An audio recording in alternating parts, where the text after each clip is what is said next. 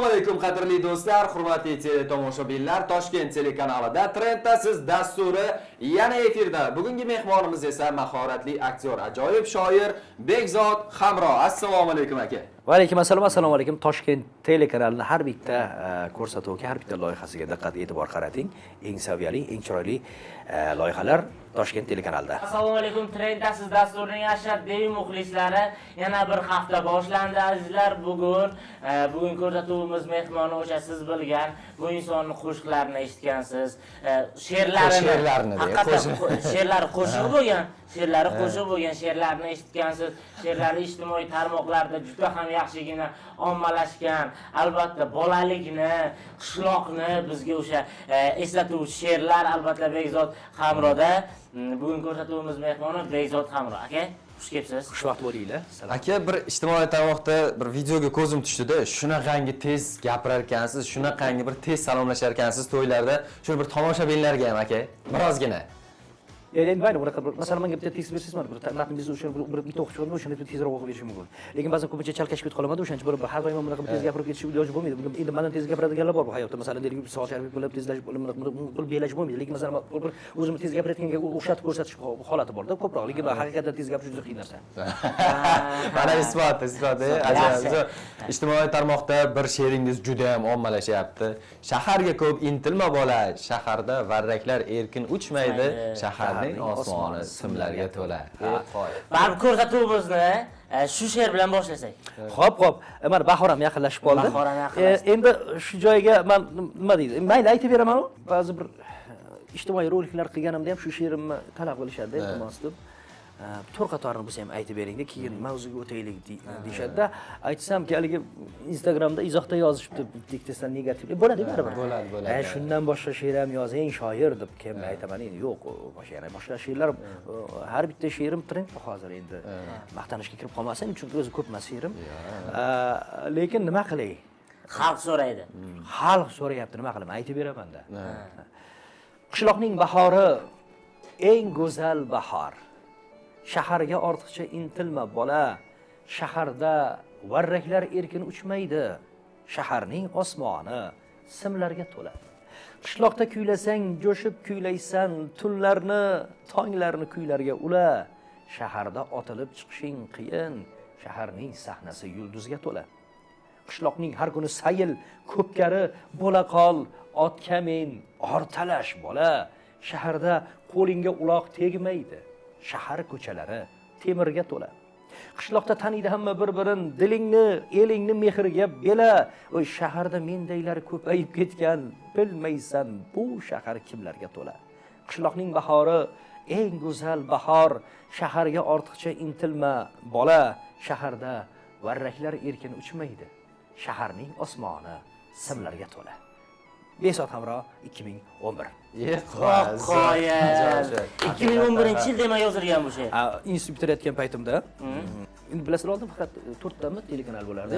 O'sha paytlarda. Keyin ko'payib ketdi telekanallar. O'qishib bitiradigan paytimizga ustozimiz rahmatli O'zbekiston Respublikasida xizmat ko'rsatgan san'at arbobi Risoy Muhammadjonov, dramaturg, tanisin odammi, Chinor ostidagi duel, Abdullajon Tangalik bolalar, Suyunchi filmlarini yozgan dramaturg aytdilarki, rahmatli oxiratlar obod bo'lsin, o'tib ketdilar.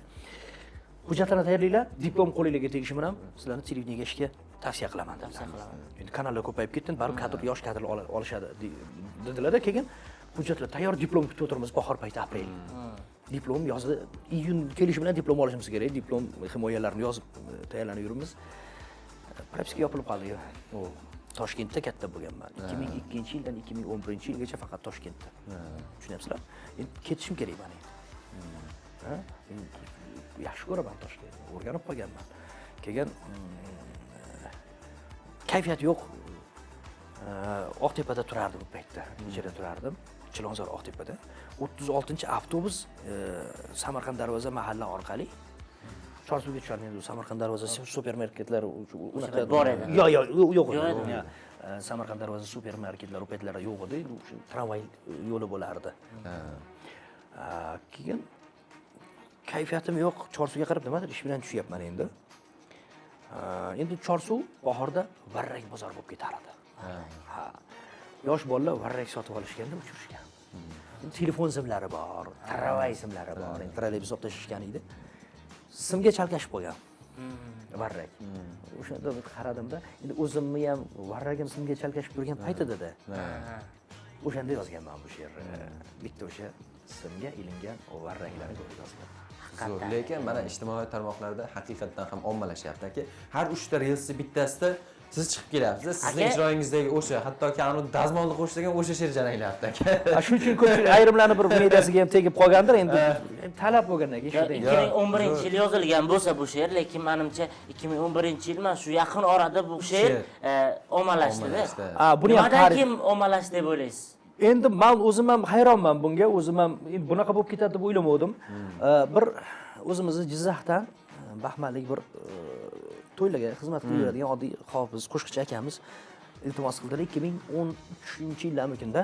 2013-yil. Iltimos qildilar, yuring dedi, studiyaga boraylik-da. Shuni studiyalar ham kam bir joyda, masalan, Jizzaxda bo'lsa bitta, ikkita bo'lgan, Toshkentda ko'proq bo'lgan u. Keyin iltimos yozaylik-da dedi. Telefonimga Bluetoothdan o'tkazib olay dedi. U Bluetooth orqali, u mana bu Telegram, WhatsApp degan platformalar bor edi-yu, kirib kelgan edi-yu, lekin faqat yozishma jo'natish mumkin edi. Ovoz yoki bo'lmasa video yoki bir MP3 unaqa narsalar jo'nata olmasdi-da. Bluetooth orqali. Keyin yozdirdik. Men endi she'r o'qib berdim. Undan tashqari yana bir 7 ta she'r o'qib berdim, bir 8 ta she'r o'qib berdim jami. Keyin musiqalarni o'zim qo'yaman dedi, haligi studiyada ovoz yozadigan operator yigit. Ketdim. Keyin haligi aka o'tkazib olganlar. Keyin bir ko'rishdikda Bluetooth orqali meni telefonimga o'tkazib berdi. Sultonali Rahmatov, oxiratlari obod bo'lsin, o'sha insonning musiqasini qo'yib, tayyorlagan, montaj qilgan. Endi havaskor studiya qilgan buni. Va endi o'shandan keyin Sultonali Rahmatov musiqasi bilan hamohang bo'lib qoldi. Sultonali Rahmatov farzandlaridan men uzr so'rayman va bir ruxsat so'rab qo'yaman. 2013-yil paytda muallif huquqini va boshqa unaqa narsalarni bilmaganmiz va u musiqani haligi studiyada yigit qo'yishini ham bilmaganman.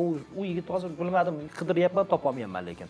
Endi o'sha studiya yo'q ketdi, o'rni Milliy universitetda Jizzax filiali qurilib ketdi. O'shaning uchun yo'q, u bolani bilmayman hozir. Haligi bo'ligi o'sha men o'sha studiyaga olib borgan akadan ham so'rasam, yo'q, bilmayman dedi. Lekin rahmat aytib qo'ymoqchiman shunchaki-da. Keyin Bluetooth orqali endi Jizzaxda ikkitagina institut bo'lardi. Men endi Toshkentda propiska yo'q, ishga kira olmay Jizzaxga vaqtincha qaytib ketgan paytimda. Ishsiz yuribman, lekin o'sha paytlar juda bir tushkun kayfiyatdaman, Toshkentdan uzilib qolganman. O'shanda u she'r Bluetooth orqali shu Jizzaxdagi ikkita institutda tarqalib ketib qoldi. Va sekin YouTube'da ko'ra boshladim. Ijtimoiy tarmoq. Keyin YouTube boshqa platformalar rivojlanib ketib qolgandan keyin yana sekin. Men har yili bahorni kutardim. 10-15 fevraldan boshlab trendga chiqardi, aprelda 15larga borib, 20larga borib so'nar edi. Shunaqa she'rlaringizdan bittasi bor aka. Melisa qiz haqida yozgansiz. O'ziga xos bu juda ham tarix. Endi har bitta intervyuda majbur bo'lyapman-da uni tarixini aytib berishga. Endi qiziqda baribir. Toshkent telekanalining o'sha tonggi dasturida ham bir necha marta so'rashgan, qayta voqeasi bilan aytib bering. Ko'rsatuvimizga ham qiziq. 2018-yilda o'sha mutoyiba ko'rsatuvi paytda Yoshlar telekanalida ketardi, keyin Madaniyat ma'rifat telekanalida va hozirda Mahalla telekanalida ketyapti. Ular syomkaga bordik Ichanqal'aga. Ichki ishlar vazirligida turizm patruli degan xizmat bor. Baqvat yigitlar ishlaydi, bo'ylari uzun qizlar ishlaydi. Endi shunday xush muomala. Kimdir haligi kapitanda endi haligi qiz endi juda bo'y 2 metrcha bor endi. Bilmadim, balki Xorazmlik, balki Qoraqalpog'iston, balki Buxorolik, bilmayman. Juda baland bo'yli qiz, qorachadan kelgan, starali. Sayyohlar surinib qolsa, suyab qo'yapti, tirgagi bo'lib, yordam berib. Kimdir adashib qolsa yo'l ko'rsatyapti. Kimdir bolasi yo'qolib qolsa topib beryapti. Men o'ylayman endi, qani deyman, men yo'qolib qolsam, o'sha qiz topib olsa deyman. Hech kimga bermasa deyman. Haligi da endi bas haqiqatan endi qani edi xotinim bo'lmaganda. Xotin o'zing kechir deyman ichimda. Endi aslida unaqa deyilmaydi, endi faqat hazil. O'shanda yozganman bu she'rni. Ey go'zal parivash, ey Melisa qiz, oltinlardan a'lo gavhar durginam, mening oppog'oydan oppog'im o'zing qorachadan kelgan komandirginam. ko'chamdan o'tasan, yuzlaring lov, borliqni yashnatar gulbadanliging, oftobda yaltirar pagonchalaring menga pesh qilgandek kapitalliging. Bilmam, xushfeldirsan, yomondirsan yo qaysidir bo'limda kamandirsan yo yuragim senga chest berar har safar, balki bilmagansan, bilgandirsan yo qorachadan kelgan komandirginam meni asir etdi sochlaring qaro firoqlarga tashlamasaydi meni qorachadan kelgan bu dunyo. Melisa qiz, jonim Melisaginam, shartda yo'llaringni to'skim keladi. Sening kishaningga tutilmoq uchun hatto qonunlarni buzgim keladi. Bir kuni yo'lingni to'sdim to'satdan. Qo'ling ushlab sevgim aytdim, ey tavakkal. Sen meni ayblading bezorilikda, oshiqligim ishkal, izhorim ishkal. Sen meni tutding-u, men hayajonda g'am va alamlarim o'lib ketdilar. Lek sen buyruq berding, men bechorani erkak Melisalar olib ketdilar. Ajoyib. Bitta gap borda, bilasizmi? Ijodkorga kelgan paytda joyda qog'ozga tushirish kerak, yo nimagadir yozish kerak deydi. Esdan chiqib qoladi bu. Ha, esdan chiqib qoladi. Hozir Bu mana- gapga qanchalik amal qilasiz o'zingiz? Men har doim shunga amal qilaman va ba'zan yozishga ulgurmay qolaman, nimagadir chalg'iyman va natijada ketdi, esimdan chiqib ketib qoladi. Hozir ham qurilishi bitmagan she'rlarim bor, 3 ta 4 ta. Ularni bitadi, keyin chiqaraman. Mani pozitsiyam shunaqa. Menga o'sha ustozimiz rahmatli Risoy Muhammadjonov aytganlar, yozdingmi? O'pirib yuborsin.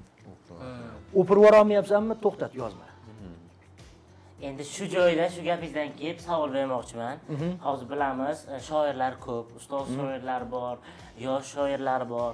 Qaysidir ma'noda hozir o'sha ijod qilib, qo'shiq sohasida ijod qilayotgan qo'shiqchilar ham she'r yozishyapti, qo'shiq yozishyapti misol uchun. Shunaqa bilamiz, bir kunda 4 ta 5 talab she'r yozayotgan shoirlarni men o'zim bilaman misol uchun. 10 talab yozishadi. Ha, misol uchun o'sha qo'shiq she'rlari qaysidir ma'noda qo'shiq qilib, masalan, hit darajasiga ham chiqyapti-da. Ha, endi bor unaqa zo'r darajasiga shoirlar ham bor. chiqyapti. Lekin siz hozir dastur boshida aytdingiz, 40 yoshga kirgan bo'lsam, 30 bitta she'r yozibman deyapsiz. Nimaga buncha kam? Chunki u g'oyibdan o'zi kelmasa men yozolmayman. Ilhom kelmasa yozolmaysiz. Yo'q, yozolmayman. Bor masalan, Yo, baribir o'zingizni majburlagan paytingiz majburladim. Ha. Majburladim, ko'p majburladim. Juda ko'p majburladim. Chiqmadi-da. Bu tajribamda bor. Majburladim. Endi masalan zo'rma-zo'raki qilingan ish yaxshi bo'lmaydi. o'zizga yoqmaydi. O'zizga yoqmaydi. Bu boshqalarga ham yoqishi ehtimoli deyarli yo'q. Menda shunaqa bilmadim. Men bitta she'ri 13 yillab yozgan paytlarim. Masalan, bir 7-8 yildan beri hali bitmagan she'rlarim bor. Mani endi to'g'ri internet tarmog'i orqali she'rlarim ommalashib ketadi deb hech ham o'ylamaganman, chunki qanaqa shu qishloqning bahori 2011-yil yozgan bo'lsam, 2013-yil uni tarqatgan bo'lsam, o'sha ovoz yozuvi 2023-yillarga kelib, 2024-yillarga kelib haqiqatan mashhurlikka erishdi, haqiqatan. Ungacha yot ko'milib. Va men o'ylardim, demak, men yo jamiyatni tomoshabinni tomiriga tusha olmayapman, yoki bular meni qabul qilisha olmayapti, yoki men bular darajasida emasman. Ozgina o'sishim kerak deb o'ylardim. Yo'q, joy nasib qilgan joy ekan. Men mana bitta so'z o'xshamayaptimi, o'sha she'r chala yotadi. Va men ta'sirlanishim kerak. O'zingiz. Ha, voqeadan ta'sirlanishim shart. Bo'lmasa yozolmayman. Mana qaysi bir yili 2011-yildami, 2012-yil Zominga sayohatga bordik. Endi Supa degan joy bor tepada. Hozir zo'r joy bo'lib ketdi hozir. Juda zo'r, chiroyli borishgan, baraka topishsin. Endi Zomin sanatoriyasining atrofiga bordik. Undan tepaga chiqib ketish kerak o'sha paytda. Endi bilmadim, u paytda kamroq kelardi xorijdan, Yevropadan sayyohlar, bilmayman. Yo nemischa yo fransuzcha gapiryapti-da. Endi haligi bir mikroavtobus ularni olib chiqib ketishgan sanatoriyadan Supaga, tepaga. Bir qiz qolib ketgan. Bir o'rmonchi yigitdan so'rayapti, endi siz ishlaydi deb ko'rinib turibdi, formasi bor, otda yuribdi. Quroli bor. O'shandan so'rayapti, siz bilasiz, fransuzcha, nemischa bilmayman endi o'sha paytda. Men faqat rus tili bilan ingliz tili farqiga boraman. Keyin iltimos, she'rlarim ketib qopti. Tog' paytda telefon bor hammada, lekin telefon ishlamaydi, u paytda antennali bir bor, bir yo'q edi-da. Keyin zo'r bo'lib ketdi. Keyin endi yigit ruscha gapiryapti. Ha. U tushunmaydi bir-birini. Keyin imo ishora bilan tushuntirish dedi. Keyin sherigini otini olib, qizni mindirib, qizni muddosini tushundi. Otni yetaklab, qizni, haligi yosh qiz, bir 20, 25, 22 yoshli qiz. Otga mindirib, otni o'zi yetaklab, o'zini oti bilan yetaklab, tepaga qarab olib chiqib ketdi. Ha, ya'ni she'rlarni topib berish uchun. Biz uni bu yoqdan ko'rib turibman-da. Ana o'shanda bir she'r yozganman. Ta'sir qilganki yozganman. Tasavvur qiling deganman, fantaziya qilganman. Shu masalan tasvir hali ko'z ha, oldiga kelyapti. maktabni bitirib armiyaga borib kelgan. Va balki o'sha paytda kollej bitirgandir, hali oliy ma'lumotli emas bola. O'rmonchi. Zomin qo'riqxonasida ishlaydi. Oddiy o'sha tog'larning ichida yurgan bola. O'sha yerdan chiqmagan, chiqsa ham borib kelgandir, armiyaga borib kelgandir, o'qishga borib kelgandir. Bo'ldi o'sha yerda yashaydi. Lekin Yevropadan kelgan bir qiz shunaqa bir kulib, jilmayib, muomala qilib, ikkalasi kirishib ketishdiki, haligi men tengimidi, mendan 2 yosh kichkina bo'lgan bo'lishi mumkin, shunaqa yosh, qiz ham yosh. Ketishdida endi opoq-chopoq kulishib, ikkalasi bir-birini tushunmaydi. Ruscha gapiryapti, fransuzcha va nemischa gapiryapti. Ana o'shani ko'rib, ikkalasi bir-birini sevib qolsa-chi degan bir ma'noda she'r yozganman. Luizajon, jonim Luizaginam, bir vafodor kerak mendekroq senga. Men sodda o'zbekman, sening oshig'ing topilmas mendan-da o'zbekroq senga. Farangmi, germonmi, qaysidir tilda yoqimli so'zlaysan menga, tilingni tushunmam. Yur, undan ko'ra o jaydari qirlarni ko'rsatay senga. Shu jaydari qirlar mening vatanim. Bu haqda so'radim bir qariyadan. Uning aytishicha, shu tog'li makon zomin qolishmasmish Shvetsariyadan. To'g'ri. Sen Yevropa arzandasisan. Men ham shu zominning yovqur lochini, lekin aqlim hayron, ne balo bo'lib sevib qolding mendek bir o'rmonchini. Luizajon, jonim Luizaginam, bir vafodor kerak sendekroq menga. Sen mening go'zalim, mening tentagim, topilmas sendan-da tentakroq menga. Onam non yopishdan qiynaldi biroz. Non yopish osonmi kunda bir mahal? Onamga non yopib bera olasanmi? Umrida tandirni ko'rmagan go'zal. Esat hamro yig'lar ufqqa boqib, menman oshiqlarning eng yomoni, tinmay chorlayverar xorijiy tilda meni bu dunyoning g'arbiy tomoni. Esat hamro 2012. Aka, endi bildim nima uchun she'rlaringizni hozir juda kam ekanligini endi bildim. Asl narsa kam bo'lar ekanda baribir. Men endi ataylab men kam yozishim kerak, lekin zo'r bo'lish kerak degan narsa yo'q menda. O'zi kelmaydi yozishim. Ya lekin o'sha traditsiyaga, o'sha an'anaga, o'sha sodiq qolganman. Men 31 ta she'rim bo'lsa, 28 tasi trend, 31 ta trend bo'ldi. Lekin 3 tasimikin 4 tasi endi 3 oy, 4 oy, 6 oydan keyin sekin pastroqqa tushdi-yu, lekin qolgan 28 tasi hozir ham internetda mana bir 2-3 yildan beri to'xtovsiz bir pog'ona ham tushgani yo'q. Endi maqtanishga kirib ketmas o'g'illarga kelib albatta. 28 ta she'rim, 28 ta trend. Qolgan 3 tasi o'sha paytda trend bo'ldi, sal pasaygan, lekin qolgan 28 tasi hali ham shunday turibdi. Har bittasi chiqib keladi, endi o'zimga ham kelib qoladi. Demoqchi bo'lganim, mana aytishadi-da, endi men deydi o'tgan 1 yilda 2000 ga yaqin she'r yozibman deydi. Qanaqa bo'ladi 2000 ta she'r? Qanaqa bo'ladi u?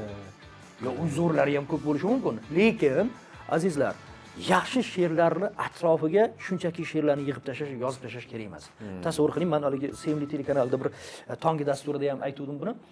4 ta sara olmani oldida bitta mundoqroq olmalarni, bir qop mundoqroq olmalarni ichiga solvorsangiz, uni bahosi zo'rligicha qolishi mumkin, lekin bahosini hech kim sezmaydi, uni qilmaydi, ilg'amaydi. Uni qadri tushib ketib qoladi. Tushunyapsizmi? Shuning uchun men o'zimning ijodimdagi sara she'rlarni qadri tushib ketmasligi uchun yo'l-yo'lakay she'r yozmayman. Mana hozir ham bir she'rim hali tugagani yo'q. Intervyularimda shu chala qolgan she'rlarimni ham so'rashadi, iltimos o'qib bering deb. Shu nuqtai nazardan hozir bittasini o'qib beraman. Bu lekin to'liq emas hali. Sevaman yurakning qa'ridan seni. Poyinga barg misol jonim to'kilgan, faqat menman, faqat seni sog'inib, sensiz yasholmaslik uchun tug'ilgan. To'g'ri tusholmadik gulim, biz baxtga balki terolmadik to'g'ri raqamni. ko'ksimga to'kilar ko'z yoshing qaynoq, yurak sho'rva qilding yurakkinamni. Tabassum ehsondir. Bir-birimizga ehson qilishni ham bilmadik gulim. Xudoning aytgani bo'ladi dedik. Xudoning aytganin qilmadik gulim. Ajoyib. Aka juda chiroyli she'rlar. Bu hali tugagani yo'q hali. 31 ta she'rim bor deyapsiz mana. Necha yildirki san'at sohasida o'zingiz faoliyat yuritasiz. Har qanday sharoitni ko'rgansiz-da. Ha, ko'rganman.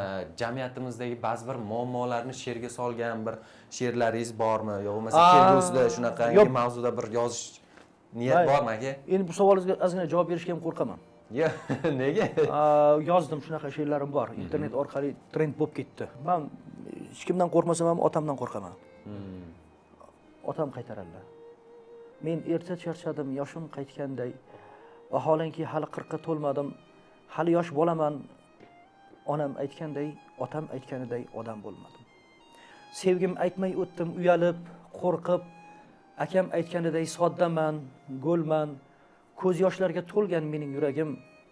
Men bir kipriklari, yuragi ho'lman. Ko'nglim aytganiday, menda hech ayb yo'q. Yana aybdor bo'ldi taqdiri azal. Yillab so'z talashib yozgan she'rlarim meni tanlamagan qizlardan afzal. Zamonning yuziga tik boqay desam, singlim yo'llarimni to'sadi mahkam. Onam qaytaradi, qo'y bolam deya. Bir bora she'r bolam demadi otam. Men erta charchadim, yoshim qaytganday, vaholanki hali 40 ga to'lmadim. Hali yosh bolaman, onam aytganday, otam aytganiday odam bo'lmadim. Besat Hamro 2012-2025. Shuning uchun lekin haqiqatdan mana shu she'r ijtimoiy tarmoqlarda juda ko'p insonlar istoriyalarida, postlarda ko'raman. O'sha she'rlarini haqiqatdan baribir yurakdan chiqqan so'zlar yurakka borib endi haqiqatdan hamchi bundayda siz bilan bizni ota-onamiz qaytaradi-da. She'r bolam demaydi, qo'y bolam deydi. Har doim shunaqa. O'zi bilasizmi, o'zi bilmadim kimga qanaqa. Men o'zimda siz o'zingiz farzandingiz shunaqa bo'lsa. Yo'q, men unaqa demayman o'g'limga. Men aytaman. Hayot qora emas, oppoqdir o'g'lim. Shunchaki bu dunyo qora kiyingan. Haq so'zni aytishdan qo'rqmasang bo'ldi. Yashash qiyin emas, mendan keyin ham. Haqiqiy savol. Savollarga she'r bilan javob berdilar. O'sha sizning ijtimoiy tarmog'ingizda, Instagram sahifangizni bir ko'zdan kechirib chiqqanda Shohrudiyni ham surat turgan ekan. Nima ekan bu dumda kirib ko'rsam, sizning she'ringizni kuy qilgan ekanlar. O'sha yigitlarning dardi. Tog'lar o'sdi, men o'smadim. Keyin Melisa qiz degan she'rimni bir Navoiylik, Buxorolik yigit, o'zimiz ukamiz Shahriyorbek Ostonbekov. Shahriyorbek Ostonbek. Ichki ishlar ansamblida ishlaydi. Mana shu yigit qo'shiq qildi, juda chiroyli qo'shiq bo'ldi. Shahrudiy. Suradaryoni shogirdlari. Ha, u juda yaxshi qo'shiq qildi. Shahrudiy o'sha u ham trend bo'lib ketdi u she'rim ham. U ham bir 4-5 yil yozganman u she'rni ham. O'zimizning Shevada. Tovlar o'sdi. Men o'smadim. Seni o'ssin dedim bolam. Senga ko'proq jedray deb men o'zimni jedim bolam. Boshoq tovsam bolamga deb bir bechora edim bolam. Sen bechora bo'lmag'in deb men o'zimni jedim bolam. Sibirlarda jon chekdim-a, kimlarga bosh egdim-a. Men bir keldim, sen hech kema. Ne bo'lsam, men bo'ldim bolam. Obro' qilma. Obro' qilsang oring nima bo'lar bolam? Eng avvalo ortalashsang, obro' o'zi kelar bolam. Yillar o'tar, sen ham menday bolam chaqam degim bolam. Shu vatan, shu tuproq uchun sen o'zingni jegim bolam. Tog'lar o'sdi, men o'smadim, seni o'ssin dedim bolam. Senga ko'proq jedray deb men o'zimni jedim bolam. Qo'y. Bu aka o'sha Surxondaryo, Qashqadaryo shevasiga ketar ekan. Endi bizning shevamiz shu. Bizning shevamiz shu.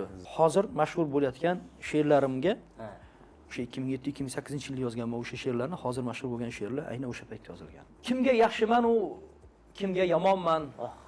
O'zim bir armonman, o'zim bir dardman. Toshkentlik Zulfiga uylangani uchun Hamid Olimjondan bitta osh qarzman. Men unga qoyilman, juda qoyilman. Yonib seva oldi, sevdira oldi. Jizzaxlik yigitning shashtini ko'rib, hatto toshkentliklar hayratda qoldi. Hamid bobo, men ham siz kabi oshiq, ko'lingizga o'xshab ketadi.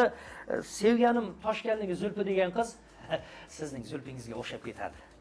Mo'jiza yuz bersa, yetsam vasliga. Negadir mo'jiza yuz bermayapti.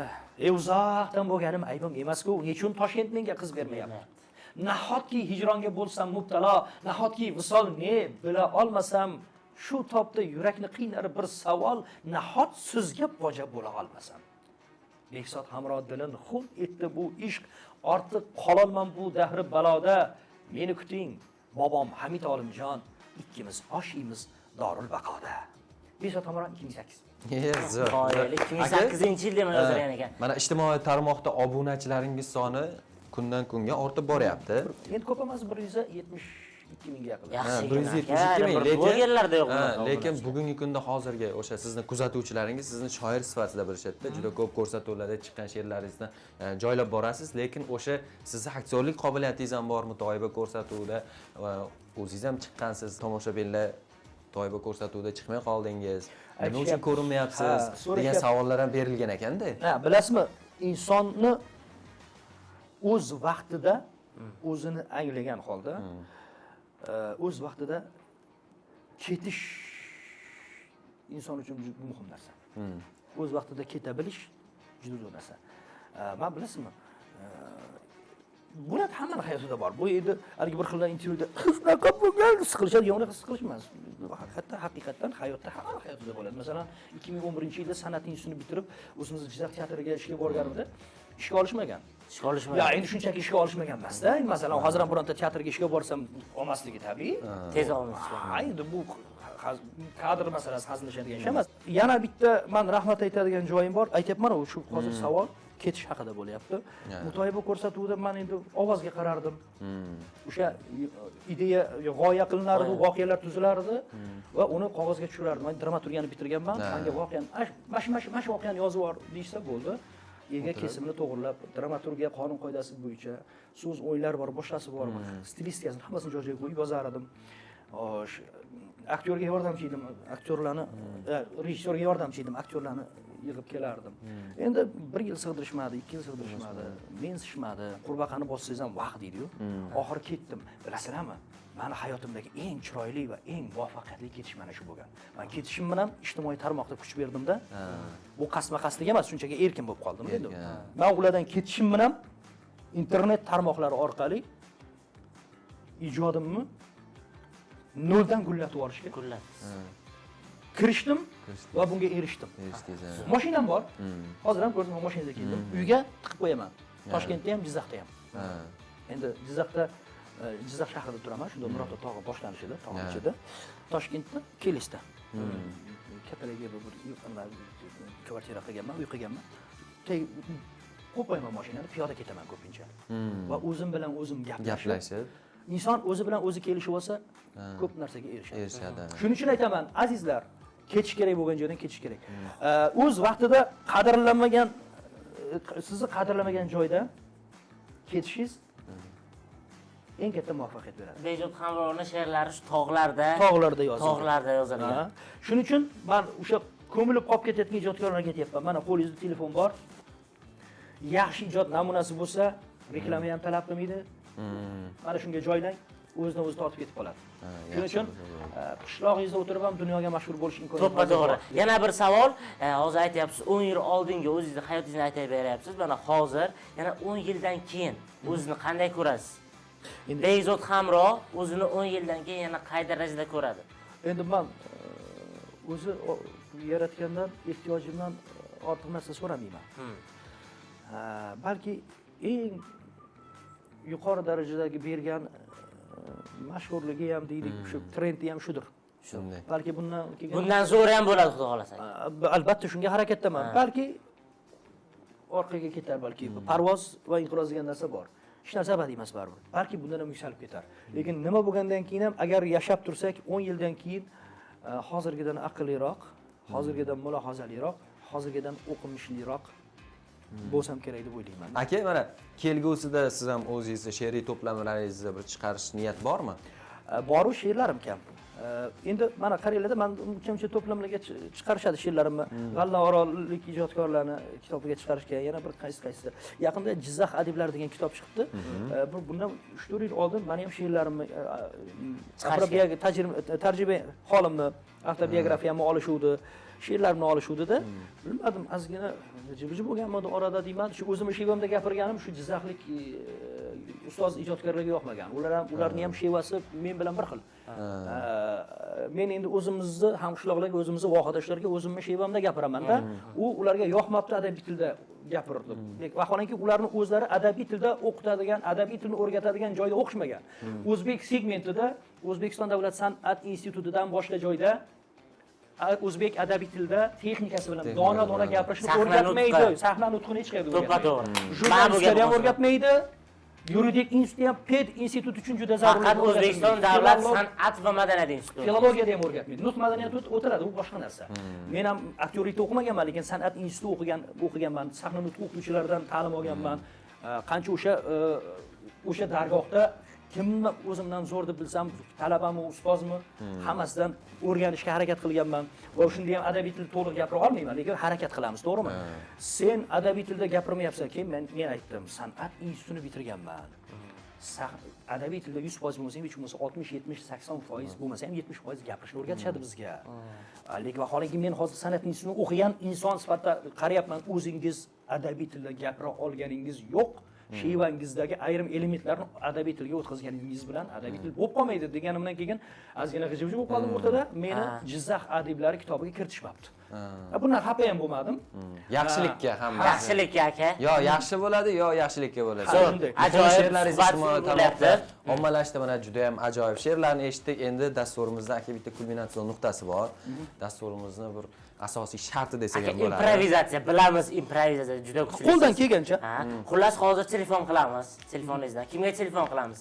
Bir ijodkorga telefon qilishimiz kerak. Ijodkorlarga telefon qilish, shahrudiy bo'lishi mumkin. Hamma bilgan, tanigan. Xo'sh. Qo'ng'iroq qilamizda. Qo'ng'iroq qilamizda mavzu shunaqa, bir siz she'r yozgansiz, o'sha she'ringizga bir taklif qilasiz, shu bir she'r bilan bir agar qo'shiqchi bo'lsa, agar qo'shiq qilishni tavsiya qilasiz, agar aktyor bo'lsa, agar shu she'rni bir she'r qilib o'qishni tavsiya qilasiz va bizda suhbat davomida men sizga har xil suratlar taqdim qilaman. Har xil suratlar, o'sha suratlar o'sha suhbatingiz davomida ishlatilishi kerak. Xo'p, suratingizda qanday o'sha buyum bo'lsa, o'sha buyum. Nima buyum bo'lsa, o'sha buyum ishlatilishi kerak. Hozir Aziz qani Aziz? Qaysi Aziz? Aziz Qobulov.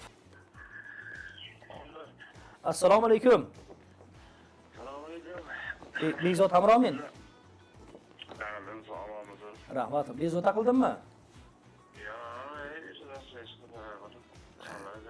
Rahmat. 3-4 daqiqa vaqt ajratalasizmi yo'qmi? Bir she'r yozuvdim. Mana shu she'rni bir hali o'zim ham o'qiganim yo'q, siz ham bir o'qisangiz deb tavsiya qiluvdim. Soat necha bo'ldi o'zi hozir? Soat 11dan 15 daqiqa o'tibdi. Endi Aziz Rajabovga bermoqchi edim she'rni, lekin Aziz Rajabov birinchidan endi aloqam yo'q, taniydimi, tanimaydimi? Nima deydi, hozir barsetkamga solib saqlab yuribman she'rimni. O'shani sizga tavsiya qilmoqchi edim, bir o'qib bersangiz deb. Bezovta qilmadim, o'zi uzr, lekin do'stim. O'shanga haligi nima deydi? Hozir endi shu she'rni qayta tekshirib, dazmollab, uchuklab, bunaqasi qilib to'g'rilayapman. Sizga moslashamikin deb. O'shanga nima desam ekan? Endi Erkin Komilovlarga o'xshab, o'sha Afzal Rafiqovlarga o'xshab o'qib bersangiz dudimda. Hozir she'r qaniydi, hozir qidiraman. Uzr, ozgina vaqtingiz, ming bor uzr, vaqtingiz olaman. Shu bir 62 kilo keladigan she'rda bu tarozisini to'g'rilayapman hozir. Shunga o'z qayerdasiz? Anaqa Telegram nomeringizdan jo'natib qo'ysam, bitta fikr bildirasiz-da she'rga. Rahmat jigarim, rahmat. Shu haligi bu nima deydi? Sirkullab tashlash kerak-da she'ri bor-ku, shunaqa o'qib. Endi siz qo'lingizdan keladi-ku. Bu nima deydi? Tifolda qaynayotgan chayday bir qaynayapti, hozir choyday qaynayapti bu she'r. O'shanga endi maqtab yubormay, endi bilmadim, hozir o'zimga sal ma'qul kelmayapti nima deydi. Endi shoir uchun har bitta she'ri o'zi uchun bir Toj Mahalday bebaho hisoblanadi-ku. Aytasizmi o'zi deysiz? Yo'q, nima yo'q demaysiz qilib endi bor bitta she'rimni o'qigansiz, trend bo'lib ketdi-ku. O'shanga nima qilyapman-da. O'qiyman, studiyaga borish kerak edi. Endi haligi nima deydi? Sizni men she'riyat olamida bir Asadbekdek deyman-da, haligi she'r o'qiydigan aktyorlarning ichida. O'shanga tag'in Nilufar sotib oldiga o'xshab o'qib turmang.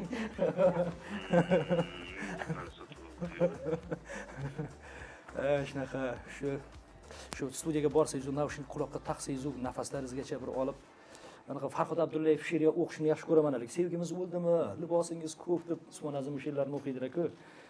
Shunaqa juda bir yaxshi ko'raman.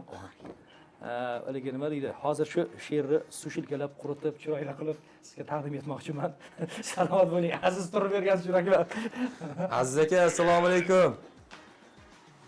Alaykum assalom. Yaxshimisiz aka? Sizni trenddasiz degan ko'rsatuvdan bezovta qilyapmiz hozir deysizki, kimga qo'ng'iroq qilasiz aka deganimizda, Azizga qilamiz, Azizbek yaxshi deb aytib turuvdilar. Isbotini ko'rdik aka.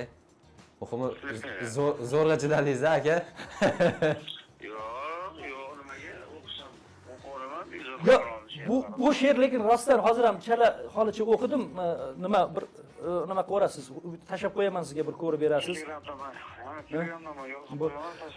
Xo'p, Aziz uzra, Aziz ozgina sizni nima qildim, o'yin qildim, endi ko'rsatuv sharti ekan, xafa bo'lmaysiz. Instagramdan biz boshqa ko'rmaymiz, zo'r ketibdi. Biz boshqa ko'rmaymiz, salomat bo'ling. Biz boshqa ko'rmaymiz bir-birimizni degan she'ringiz haqida ham eslashdik. Juda zo'r bo'lgan. Zo'r chiqqan. Faqat xafa bo'lish yo'q, jigarim, xafa bo'lish. Zo'r aka, muhimi shartni a'lo darajada uddaladingiz, gap bo'lishi mumkin emas. Haqiqatan ham suhbatimiz maroqli va mazmunli bo'ldi. Siz orqali tomoshabinlarga oz bo'lsa-da madaniy hordiq ulasha olgan bo'lsak, bizning asl maqsadimiz ham shundan iborat edi. Ko'rsatuvga rad javobini bermasdan kelganingiz uchun sizga Men rad qilmadim, sizlar rad qildinglar-ku. Har qanday sharoit bo'ladi, texnika tomonlama. Lekin qoyil qolishimiz kerak. Bekzod Hamro, ayrim bir san'atkorlarimiz borda o'tgan shu syomkamizda bir muammo bo'lib, syomkamiz cho'zilib qolgan payt ham, lekin mayli keyingisiga borib beraman deb. Agar keldingiz, rad qilmadingiz, rahmat. Chunki Toshkent telekanali meni hech kim tanimagan paytda ham hurmat qilgan. Sevimli telekanali shunaqa hurmat qilgan. Shuning uchun bu telekanallar chaqirsa, yugurib boraveraman. Aka rahmat. Rahmat, hurmatli teletomoshabinlar, har bir chiroyli ertakning yakuni bo'lgandek, bugungi ko'rsatuvimizning ham yakuni bo'ldi. Bugun albatta sizlarga eng yaxshilarini, yaxshi she'riy guldastalarni taqdim etishga harakat qildik. Bugun ko'rsatuvimiz mehmoni o'sha siz bilgan, biz bilgan o'sha Bekzod Hamro bo'ldilar. Akasiga rahmat tashrif uchun. Keyingi dasturlarimizda qaysi san'atkorni, qaysi ijodkorni ko'rishni xohlasangiz, bizni ijtimoiy tarmoqlarimizda yozib qoldiring. Bizning ko'rsatuvimizni YouTube'da, Telegramda, Instagramda ham ko'rib borishingiz mumkin. Kelgusi dasturlarimizda ko'rishguncha xayr, sog' bo'linglar. Salomat bo'ling. Rahmat.